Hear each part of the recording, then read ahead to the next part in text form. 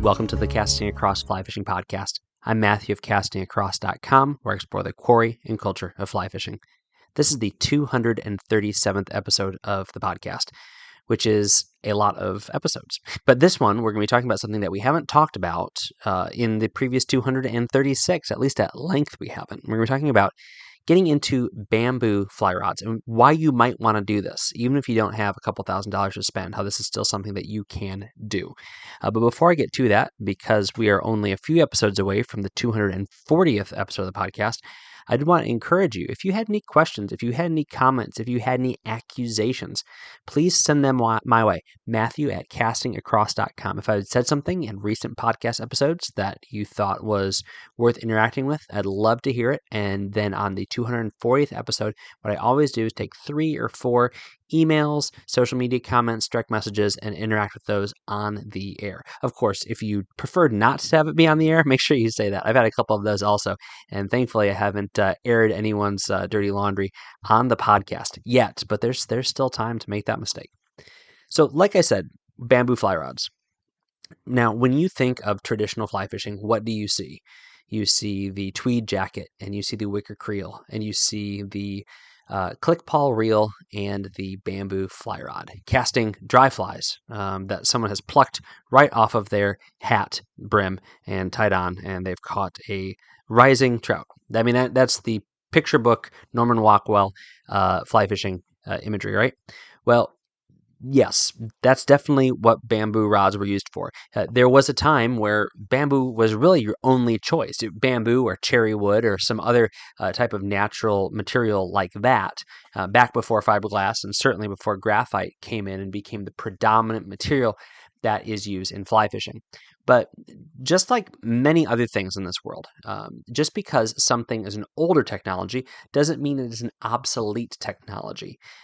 Now, bamboo is a more complicated material to work with in the sense that it has to be cultivated and then it has to be processed in a very particular way to use it. Unlike graphite, which does require quite a bit of refinement. You don't see a lot of people creating graphite sheets and rolling them in their basement. You actually see more people making bamboo rod blanks than graphite rod blanks, but you're able to produce the quantity of materials to make graphite fly rods on a large scale in a factory and much simpler than you can make bamboo fly rods. So that's the predominant difference between the two. Now there's differences in action, differences in weight, and all of those things. But all that to say, bamboo is still a very viable fly rod material to utilize and a very good rod to fish. Now, we'll get into a couple different aspects of this. I am not a bamboo fly rod expert. There's 3 or 4 people that I know I could talk to get all of the information in the world on fishing bamboo fly rods. And in fact, there's articles out there that are addressing this exact same topic, and I have a harebrained idea to write one of those articles myself and talk to one of these experts on bamboo fly rods. But what I wanted to really focus on today is the fact that you don't need to shell out thousands of dollars to get a bamboo fly rod. So for a lot of people, I assume they've had the same situations as me. What are the bamboo fly rods that you're exposed to? So I think there's probably 2 main bamboo fly rod exposures that you may have had. The first one is as you're flipping through a catalog, you run across the page, the beautiful, always well done pages in the Orvis catalog that advertise the Orvis fly rods, which go between like $2,500 and $3,500. Awesome rods. The stores that carry them, they let you touch them. They don't have them behind glass. They're great fly rods, and they're made by hand in Manchester, New Hampshire. They are great fly rods, but they do carry a great price tag. And a lot of fly rods that don't have the Orvis name behind it carry a similar price tag. So this is what makes folks feel like bamboo is cost prohibitive. I'm not going to spend $1,000, let alone $2,500 on a fly rod, even if it does come with a spare tip. Okay, so that's one area of exposure, and that is a part. It's a legitimate part. It's a significant part of the bamboo fly rod world, but it is only a part. The other exposure that you have, that I have also, is maybe grandpa's bamboo fly rod. Now, maybe grandpa has an Orvis, or grandpa has an old Payne, or grandpa has an old Thomas and Thomas, or grandpa has an old Leonard, or something like that, which would be fantastic and good for you and good for grandpa for keeping it in good shape and leaving it to you. But there's also a good chance that grandpa has a five and dime, Sears and Roebuck fly rod. That's a bamboo fly rod. I have a handful of these. I think a couple of them came from my grandpa, and then my wife's grandpa had a couple of them. And so I've got, I think, four of them, three of them that are still functional, one that was in really rough shape. So I've actually stripped it down and have designs on putting new hardware and new handle and reel seat on it one day, but that's a one-day project. But the three that are still functional, they're fine. Now, are they as smooth as the antique Orvis rod? No. Are they as smooth as the contemporary Orvis rod or another rod by another maker? No. Are they heavy? Are most of them? Most of them, I think, are actually built for like a 6-7 weight, so they're relatively heavy. They're kind of beefy fly rods. They definitely are not smooth and they are not delicate. They feel almost more like a saltwater rod than they do a freshwater rod, even though they were designed to be used for trout and for other freshwater species. But they're completely legitimate fly rods, and they are the bamboo that a lot of people have been exposed to. So I want to say straight up that both these options are great. If you have the money to spend, then by all means, go buy a brand new bamboo fly rod from one of the major fly rod manufacturers. If you find something in Grandpa's attic, fish with it. It is a perfectly serviceable fishing tool, and you'll be surprised at how what feels like a cumbersome and maybe even a quote unquote slow rod does once you put line on it.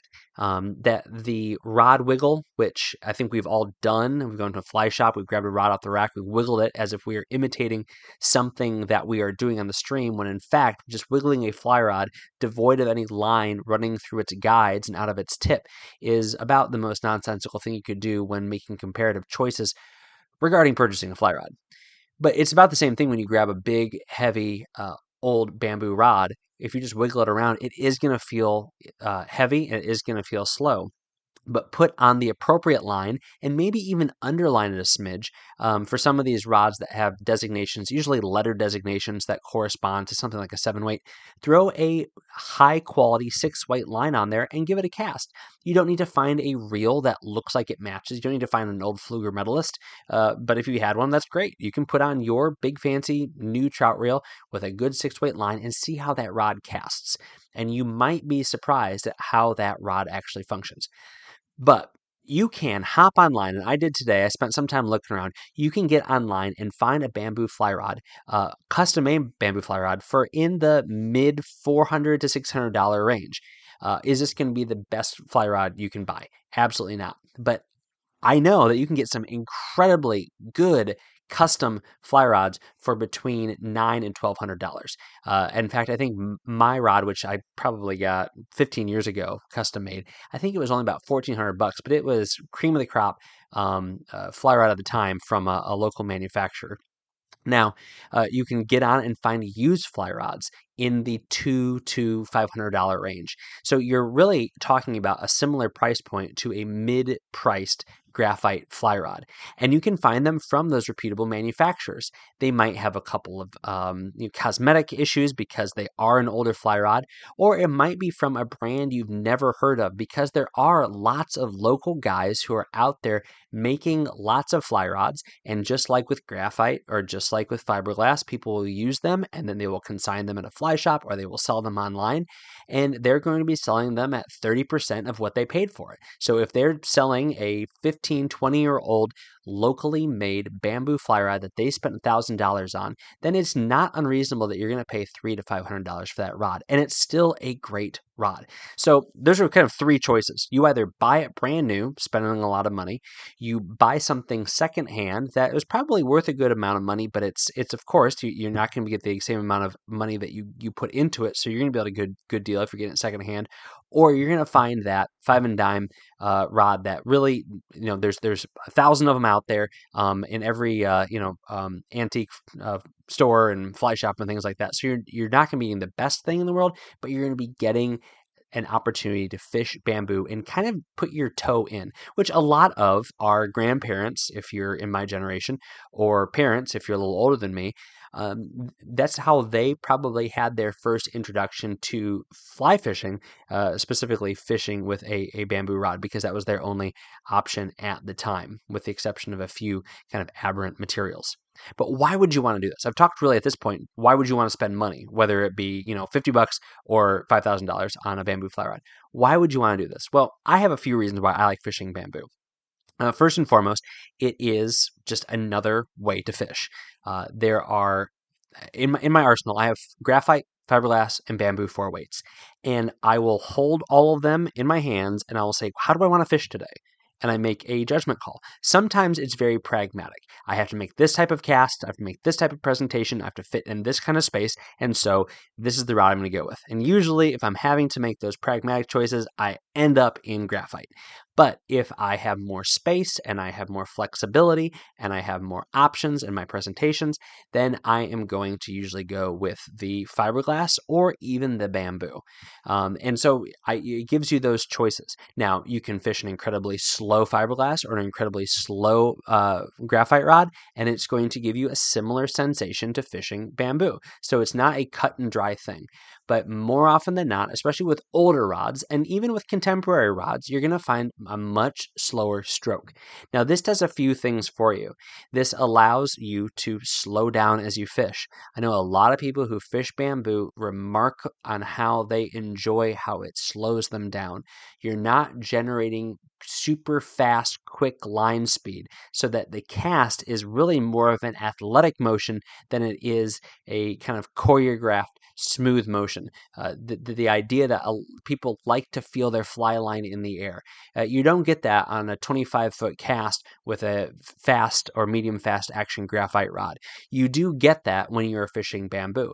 And consequently, it's easier to make delicate presentations. So would be inappropriate to say that a bamboo fly rod is going to give you a better dry fly presentation on glassy water, because there are a lot of exceptional graphite carbon fiber rods that can accomplish that. But if you like doing that with very minimal work, if you like making those very delicate, long dry fly presentations, a bamboo rod will do that, and it will do that well. So the functionality is one of the reasons of it. And then you kind of have the sensation or the experiential aspect of it that kind of goes hand in hand. It does slow you down. It is an incredibly sensitive material. It is a sensitive material not only for detecting strikes, but it's also a sensitive material in how it reacts to you. It flexes if it's made well, if it's by somebody who knows how to taper and plane or bamboo well, then it is going to respond well to your movements, and you're going to be able to feel that rod flex in various points in the cast in ways that I think exceed a lot of my carbon fiber rods. And that's certainly true with my well-made, custom-made, more contemporary bamboo fly rods.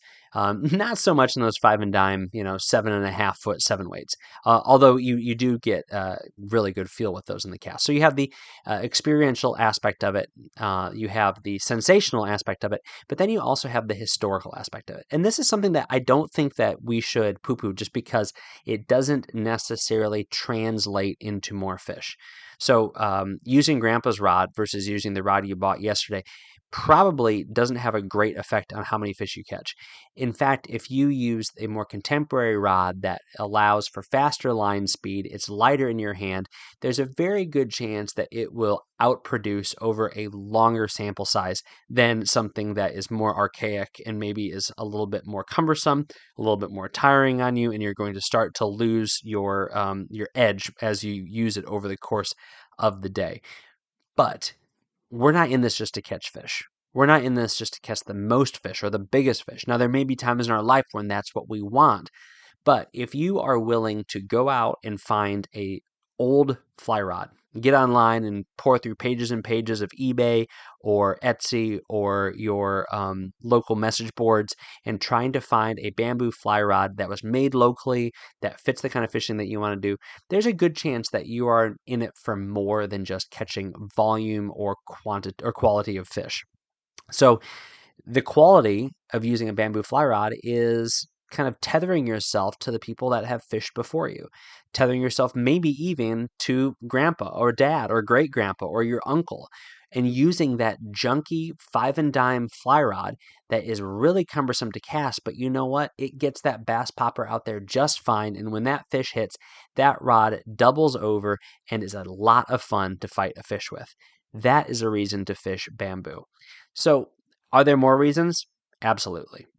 Is it fun to sit and hold that rod in your hand and look at it and check out how its hexagonal shape, refracts sunlight in different ways, and how it's just a different sensation to fish bamboo compared to fishing graphite or even fiberglass? Of course, but each has its virtue. Each has its place. And if you have the means, if you have the space, if the kind of fishing that you do allows for it, then there's no reason why every material should not be in your quiver. You should find opportunity to fish every one of them. Another great thing about, and I guess it kind of touches into this, the experiential as well as the historical aspect of fishing bamboo, because there are a lot of guys who don't just make bamboo fly rods and just have them sit on a shelf somewhere. Because they are custom made, these are a great milestone purchase, whether it be a gift or you buy it for yourself. It's for getting that master's degree. It's for getting that new job. It is for your 50th anniversary. Well, I mean, if your 50th anniversary, congratulations, and make sure that you let your kids know which of them gets that fly rod. But it's a great milestone gift for you to either talk to a local rod builder and have created, or if you are thinking about giving someone a gift. Again, it's not cheap. I mean, but at the same time, think about all the other things that we spend $1,000 or $1,500 on. And if you are passionate about fly fishing, then definitely consider getting a bamboo rod. The one last thing that I will say before I at least attempt to wrap this conversation up on getting into fishing bamboo. Care for bamboo is very different, and I'm not going to go into all the particulars of that. But in as much as you take care of your carbon fiber, contemporary modern rods, well, there's a little bit more involved in taking care of bamboo fly rods. So making sure that you pop the ferrules apart, you don't store the things stuck together, making sure that you don't put it away wet. Making sure that you do clean it and that you make sure that there's not buildup on the guides or around the ferrules. It's just a more sensitive material. And that's another reason why things have progressed out and away from bamboo in most quarters of fly fishing. I have two that I fish primarily. One is a 7-foot 9-inch 4-weight that was built by Wyatt Dietrich, who no longer makes fly rods, but he and his brother were a outfit called Dreamcatcher Fly Rods out of Chambersburg, Pennsylvania. And so I was able to, this was for my first graduate degree. I got this as a gift from some family members, and I went and sat with him and we went through all the specs. We kind of tweaked some of his designs for an original design for a rod that could fish the spring creeks in south central Pennsylvania well. So it's a 7-foot 9-inch 4-weight that we built to throw streamers in the 6 to 10 range, but also have a delicate tip to be able to throw midges. So it's two of the types of fishing that I like doing on the Latort and on his Falling Spring and Big Spring the most. So we actually named the rod the Bonnybrook. So that's the name of one of the roads that parallels the Latort outside of Carlisle, Pennsylvania. And so Bonnybrook, it's got a bunch of green hardware, and it plays off that Irish sounding name. And then the other one that I'll fish from time to time is, again, it's either my grandfather's rod or Amanda's grandfather's rod. And it is a fun little bass rod. And that's really all it does is throw bass bugs. It's not really good for a whole lot else, but it's fun to use it and it's fun to change things up. Do you have a bamboo fly rod that you love? Let me know. Matthew at castingacross.com. Always interested in hearing what you do and why you do it. This week on castingacross.com, the first article that came out was called Straying from Black Lines. So this was a relatively ambitious, lowercase a, ambitious reworking of an article that came out in the second week of Casting Across, or second month of Casting Across, all those years ago. It was originally about different kinds of maps. Now it's about an even more more different kind of maps. So if you like fishing from maps or using maps, check this article out. It's called Straying from Black Lines. Wednesday's article was called River Apollo 3. So this is the third post in the River Apollo series. So this is a story that is following a gentleman who lives on the bank of a stream. So definitely check that one out. This week's recommendation is Spinoza rods, and I certainly have recommended Spinoza rods in some way, shape, or form in the past. But Spinoza Rods is a father and son outfit out of Massachusetts, and they make their own fly rods, their own bamboo rods, but they also do vintage fly tackle. And so if you want to buy a vintage fly rod, then go to their website, and it is spinozarods.com. I'll put a link in the show notes of this podcast over on castingacross.com. And not only do they have countless fly rods, and they range in prices. Usually it's in the mid to higher end. Some stuff is like exceptionally high. But one of the really cool things that you can do is getting on the website, and you can see their back catalog, stuff that they have sold.